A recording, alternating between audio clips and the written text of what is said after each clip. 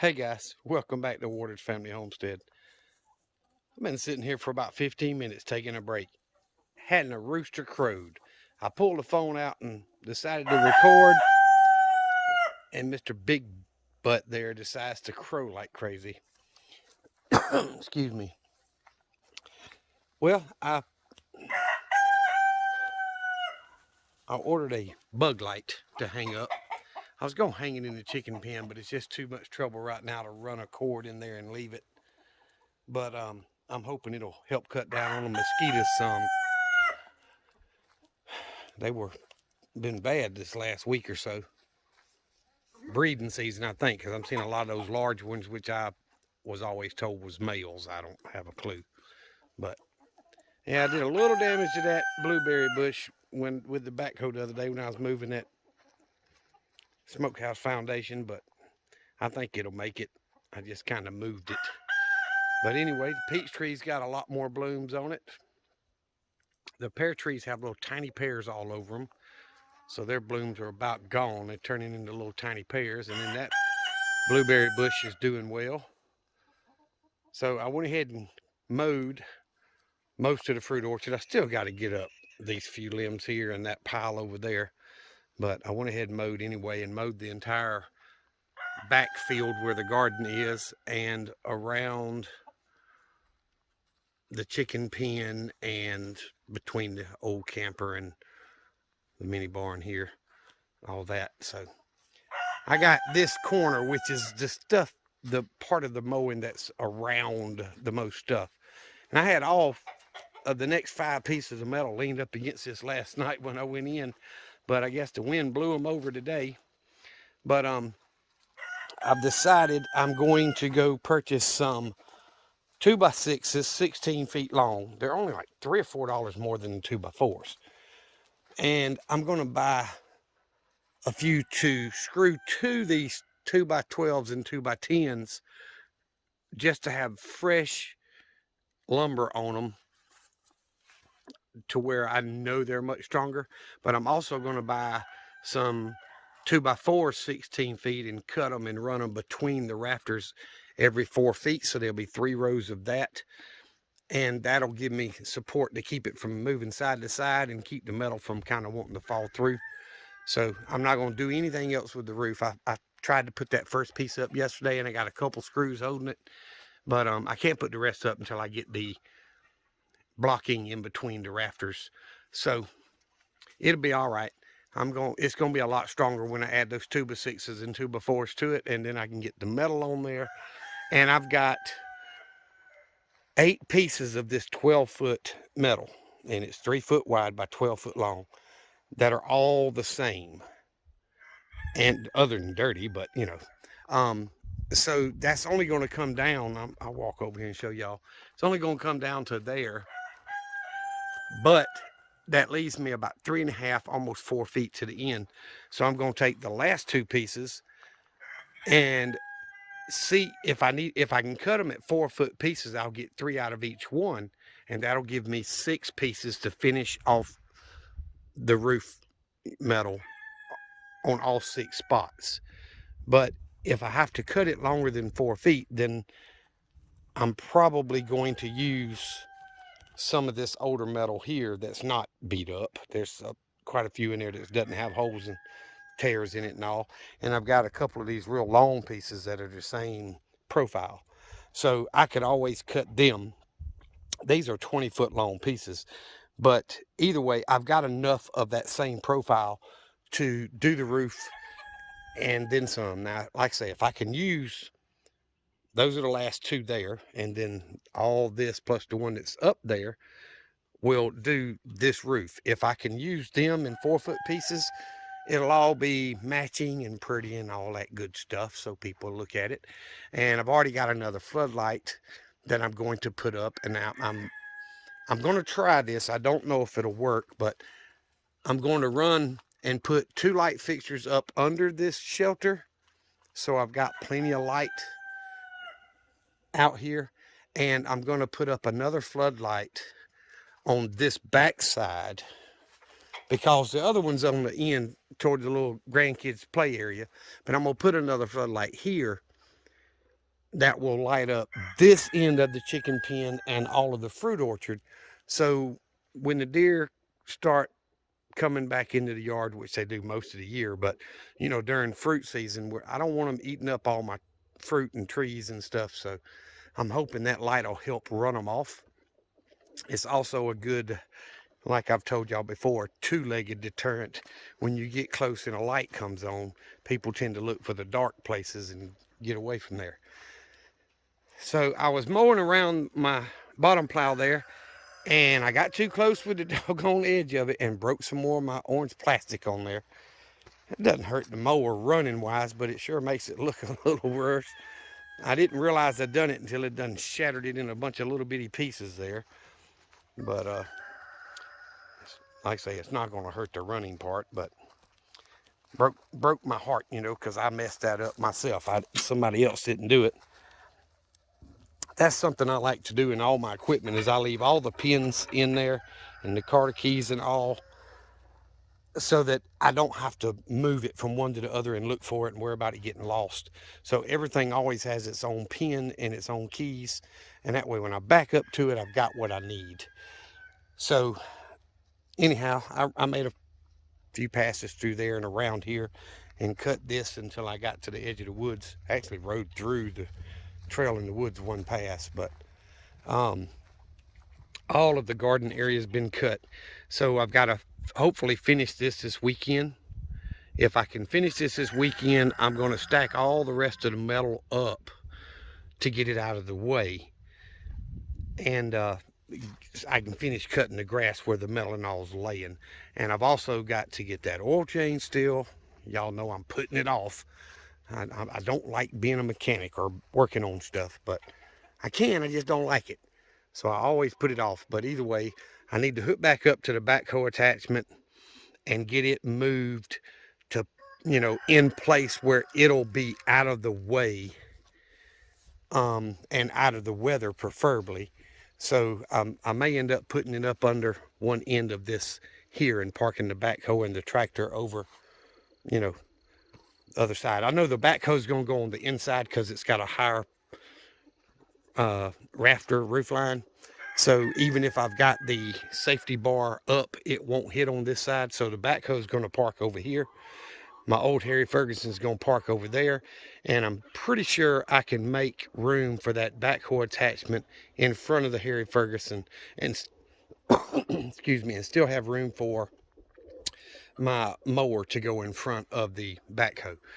That's the idea. I don't know if it's going to work. You know, it's a big shelter. It's 16 by almost 16. So that's, for me, that's a big shelter. Some of you guys think that's small, but you know, there's another one on this side plus the mini barn. I just need to get my stuff to where I've got room to work and room to do things, because I still want to take all that scrap metal and, you know, sweep it off, clean it up. And if I've got enough good stuff, I want to frame this side in and put metal up and build a couple of big double doors on this end and the other end eventually, so that I can, you know, have everything inside there closed in and completely, you know, pretty much out of the weather, other than temps, of course, because it's not heated and cooled. But that's the idea. The yard looks really good when it's mowed. It's always looked good. And you know, I enjoy mowing most of the time, as long as the wind's not blowing the dirt back in my face. But the chickens, I got home about probably 20 or 30 minutes early, and this video won't come out till next week, but I threw them about 2 cups total of scratch when I let them out. And I had a really low egg count day today, which was unusual. But again, it was almost 4 hours before dark, so I still may have a few hens that will come in and lay still. But I collected the other eggs and took them in.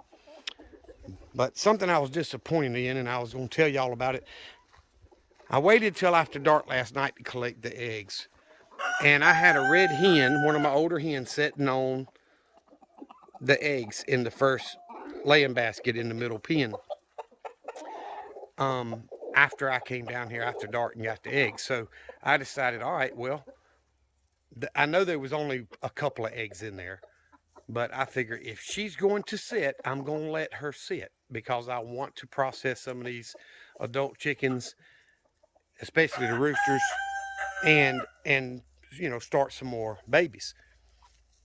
So I was hoping when I got home today she would still be setting. But when I got home, one of the other hens was in there laying an egg in the last thing, and the red hen has not been on it all day since I've been home. I'm not sure what time it is, but it's been several hours, at least 2 hours, and she hasn't been back in there. So she's not setting. She just, slept there for the night, which is bad news because I really wish one of them would get into the broody mode and decide to hatch some babies. But hey, it'll happen eventually. But I haven't been pushing my eggs, asking people if they need them as much as I did for a while, because honestly, I'm just mixing them a dozen at a time or 2 dozen and putting them in, mix them all up like you buy a carton of already scrambled eggs, raw, so you can just pour them out of the carton into the pan. That's what I'm doing. I'm doing a dozen at the time in Ziploc bags, and I actually last weekend tried one with 2 dozen. It'll hold 2 dozen in a quart bag. And I'm taking those bags, and I've showed y'all, I'm putting them in the freezer. And then during the season when the eggs, the hens aren't laying as much, or when crap hits the fan, eggs are going to be a major source of protein for people. So I'm freezing those, and I probably got 30 or 40 dozen eggs frozen that way. But hey, it's, other than the cost of the Ziploc bag, it's just an easy way for me to store protein. So I've got about, I think, 9 dozen in the cabinet that have rubbed down with mineral oil, and that helps them stay sealed. Like the mothers, the hen has, there's a coating that the hen has on those eggs when she lays them, and that helps them last 6 to 12 months, depending on the temperature and the conditions of where you store them, but without being refrigerated. So you can get a long shelf life out of your eggs that way. And I've started rubbing a bunch down with mineral oil and putting them in the cabinet. And I've done that twice so far, a couple of months between them. And I just re-rub everything down with mineral oil, a very light coat, just enough to show it's on there, and put them back in the container in the cabinet. And so that's going to give me a way to use or store eggs for crap hitting the fan. So, if you needed to just do egg whites in some recipes for baking cakes and stuff or whatever. So that's 2 ways that I store a lot of the eggs that I get. So I've quit kind of, we have a work group chat.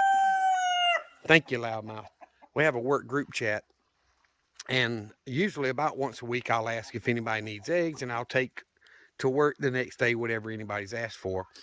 But I haven't been doing that the last few weeks. I've just been putting the eggs up myself. So yesterday I had one of my regulars asked me to bring him 2 18-packs, so I did. And then today, another one of my regulars asked me for an 18-pack and a dozen. So I'll take that to her either tomorrow or Monday. But I got 17 eggs yesterday, and I think it's looking like maybe a dozen or 13 or 14. It's going to be a lower number, but not in the single digits for today. So anyway, I thought I'd show y'all what I've done. I'm going to get back on the mower here in just a little bit and cut where I park. I've got to move my work truck and my personal truck, and then I got to go out there and pick up Sparky's toy, because he will play with it, but he won't move it just because I'm, wanting to cut grass. So I'm going to get this grass cut, and I may get his, what I say his, the front yard done as well, all the way across. That'll leave me just the field and around my son's camper over there. Everything else has already been cut, so I'm pretty close to halfway, or at least a third of the way. And again, I'm using the old blades that are starting to wear to where I may have to run over some of it twice. They're not wore out by any means, but I want to get every use out of them blades that I can before I put the new ones on there. Why waste the money? So I just cut a little bit slower. That's fine. But I was also looking at the old raised beds. I don't know if I've ever showed y'all, but where all that privy is behind the chicken pens, that was four 4x8 raised beds that we did that were 3 or 4 landscape timbers high.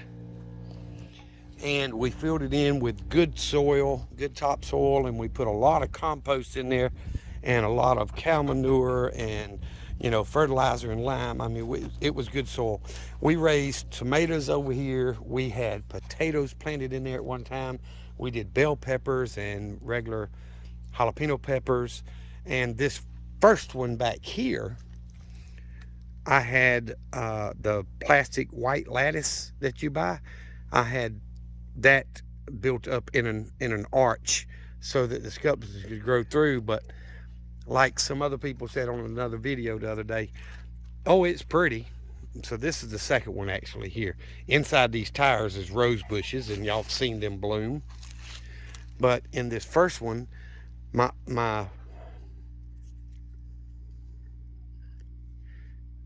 lattice has, posts have given way and it's fallen. But I'm going to do something completely different, because that is very hard to pick the scuplins out of when it's above your head, and then they'll be on top of the lattice and you can't hardly reach up there. The birds are in the bushes here scratching around for bugs or whatever.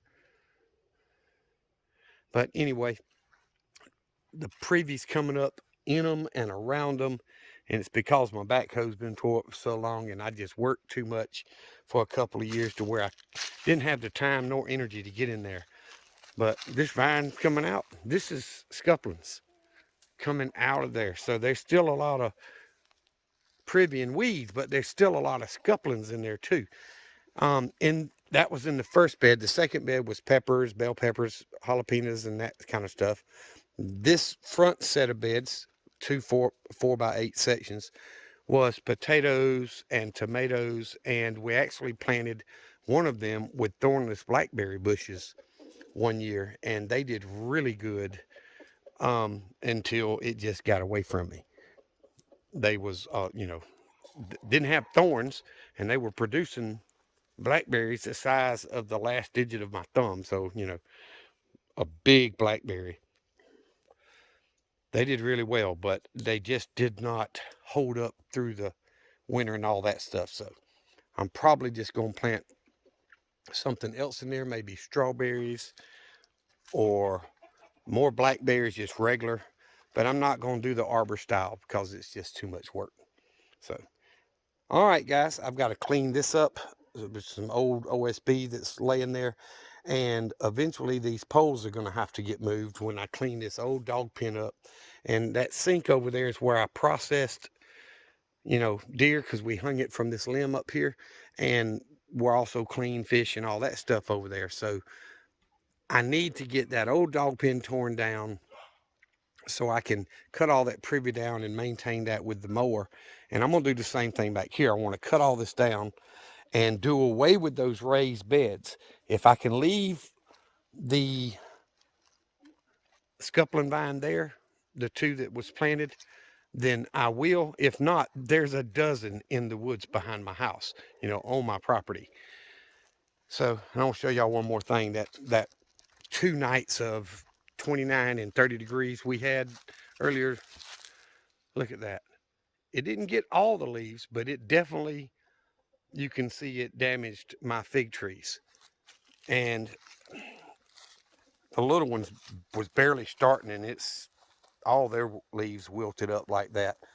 But the The 3 peach trees with blooms are still doing well. The pear trees are still doing well. The blueberries are still doing well. And I saw a couple little green places coming out on that apple tree. So I'm hoping I get something out of these fruit trees this year. The apples and peaches, because we've had more cold hours than we have in the last few years. And a lot of fruit trees, especially apple trees, require so many hours of, you know, below a certain temperature in order for them to have a good produce for years. So anyway, that's getting above my pay grade. I'm gonna get off here, guys. I appreciate y'all watching the videos and listening to me ramble. And if you agree with me, let me know in the comments. If you don't, okay, tell me what I'm doing wrong. I don't mind learning from y'all, and I hope some of y'all will learn from me. That's what it's all about. So thank y'all for watching. Remember what I always tell you: Jesus loves you, and so do I. Y'all be safe, be prepared. All right, guys, so I still got this pile of junk that's accumulated, water hoses and P-tack frame and all that stuff. But I wanted to add to this video. Y'all know I put the bug light up earlier. I've already heard it zap some. So hey, man, every mosquito they kill, it's worth this 25, 30 bucks, whatever it was. But I wanted to show y'all, I did move the vehicles and cut grass, but I also took the Sawzall and cut the legs off of this grill because the screws were too rusty to take some of them out. But this grill is still good. And I'm going to set it up somewhere out here around the lean-to, probably under a shelter, so that that burner on the side, I've only lit it once or twice, 3 times. So I'm planning on using that when I process chickens to boil the big pot of water for the chickens to go into and so on, unless I use my deep fryer. So either way, that thing could still come in handy because everything on it works. It was the feet that rusted out on it. So for whatever reason, my camera shut off on me a few minutes ago, and I plugged it up and restarted it, and it's got 67% battery. So first time I've had that happen. It's possible I held the power button by mistake, but either way. So I've cleaned up that mess where the old grill was and got it down there out of the way. I've got Sparky's doghouse, the front board reattached to it. I used a dozen screws, so that little board ain't coming off no more. I moved this feeder from the old doghouse to the new one, and I've got it mounted about 3/4 of an inch higher than the edge of the bottom of the shingle, so that when it rains, it's not going to try to fill it with water. It's fairly waterproof, but don't want to take that chance. So I raised it up just a little bit, and then I moved this water and gave him fresh water and all that. And I did cut this area where I park and down by the pump house on the left side, where the hose and stuff out to him was. So I've got to finish the right side of the pump house, but still, and I've got to cut the whole front yard and the field. Pretty much the rest of it's done. So I did go back and get back a little bit, get some more chores done. But at the same time, guys, it's getting cool. This is that little cool snap we're having for a couple of weeks where I've had some damage. I showed you on the fig trees earlier. Most of the plants are doing well. So I don't want to be out here riding the mower when it's 55 degrees. It's just a little bit too cool without putting a jacket on, so I'm just not going to fool with it. But I got half the grass cut anyway, or a third or more. So I'm pleased with that. The chickens are getting ready to go to roost. You see they're all heading inside, and some of them are go ahead and getting on the roost. So in the next 10 or 15 minutes they'll all be on roost, and I'll collect whatever eggs are left and get them closed up for the night. I'm thinking, I may not, but I'm thinking on ordering 3 of those automatic doors for the chicken pens this weekend. So they'll come in next week sometime. I would have to take a piece of OSB and mount it at the bottom of each pen in order to mount that door into it, so that it'll have something besides the wire, to come up and down. But I'm thinking of doing that so that they'll just be able to come out every day.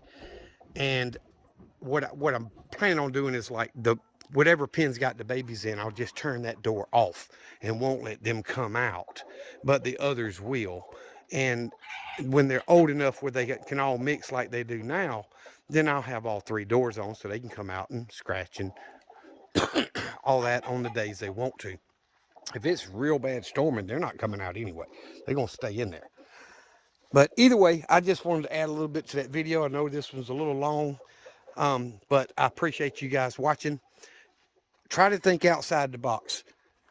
I was saying this when the camera restarted on me, or the phone did. Dogs, when people come to your bug out location, a lot of people are going to bring pets, dogs and cats and whatever. Dogs have a purpose, guys. They will hear things much sooner than you will hear. They will see things sooner than you will see. They're going to alert you that something's out of the ordinary. They have a job. So if you have not thought about it and you've got enough food for yourself stored, you need to put up some dry dog food. Vacuum seal it, put it in 5-gallon buckets, whatever you got to do to, to store it and have some extra food, because dogs are very important when it comes to protection and guarding as far as alerting you of what's going on.